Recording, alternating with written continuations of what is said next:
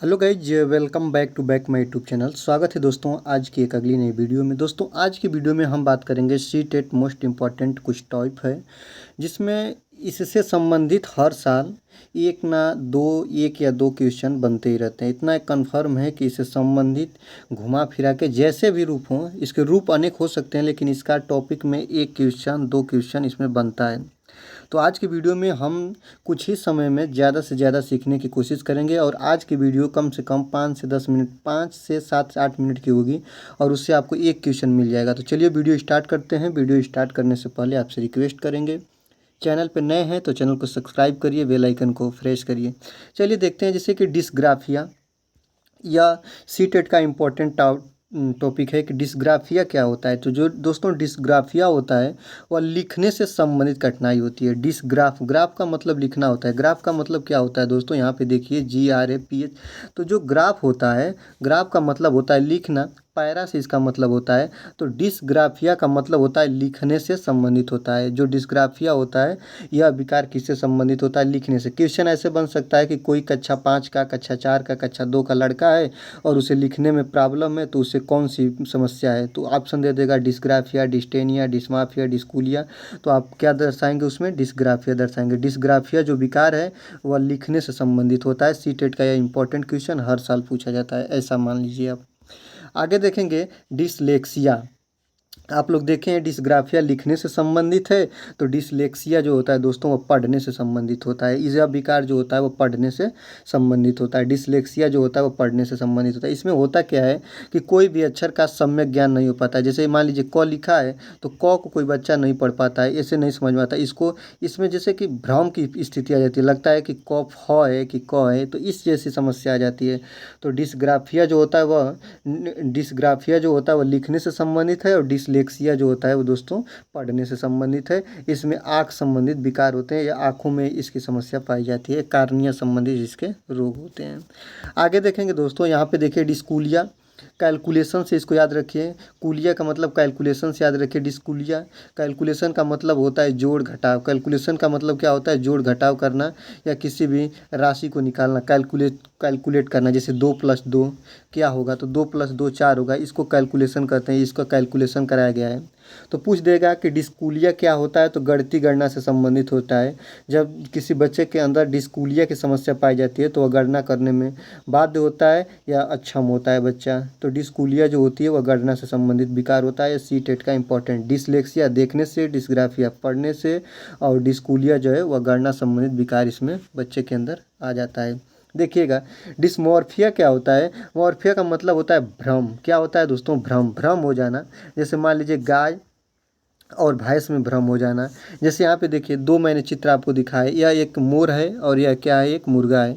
तो जैसे भ्रम हो जाएगा तो मोर जो होगा वह मुर्गा प्रतीत होगा, और जो मुर्गा होगा जैसे नहीं होता है, क्लियर नहीं हो पाता है कि यह मोर है कि मुर्गा है। तो ऐसी भ्रम की स्थिति आ जाए तो उस समय इस भ्रम की इस समस्या को डिस्मोर्फिया सी टेट की भाषा में कहते हैं। ये इंपॉर्टेंट टॉपिक है, इस बात को याद रखिएगा। डिसलेक्सिया, डिस्ग्राफिया, डिस्माफिया, डिस्कूलिया, ऐसे जो टॉपिक हैं इसको याद रखिएगा, इंपॉर्टेंट हैं। हर साल इससे संबंधित घुमा फिरा के क्वेश्चन बनता तो बनता है, कन्फर्म रहता है। देखिएगा डिस्फेसिया क्या होता है, बोलने से संबंधित विकार होता है। इसमें बच्चा हकलाना लगता है, हकलाने लगता है।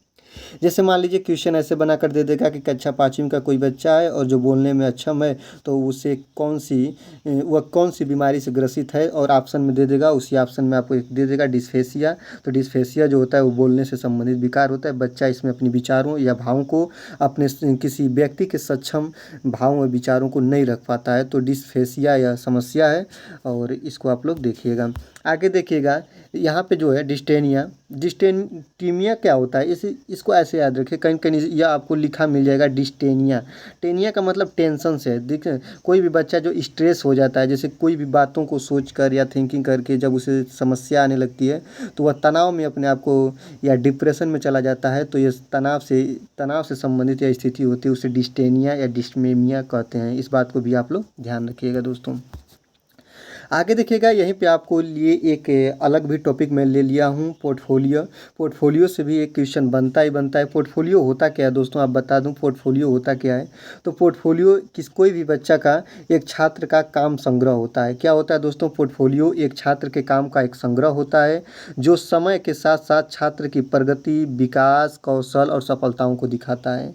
इसमें बच्चों से जो प्रोजेक्ट होता है, असाइनमेंट होता है, उपलब्धि होती है, जो उसकी कमी होती है, सबको शामिल किया जाता है। यह कार्य सीखने की प्रगति और शैक्षणिक उपलब्धियों की गुणवत्ता के मूल्यांकन के लिए उपयोगी होता है। और सामाजिक संरचनावादी विचार के तहत इसको अगर देखा जाएगा दोस्तों, तो इनका मानना है कि बच्चे समाज के साथ अंतःक्रिया करके स्वयं सीखते हैं।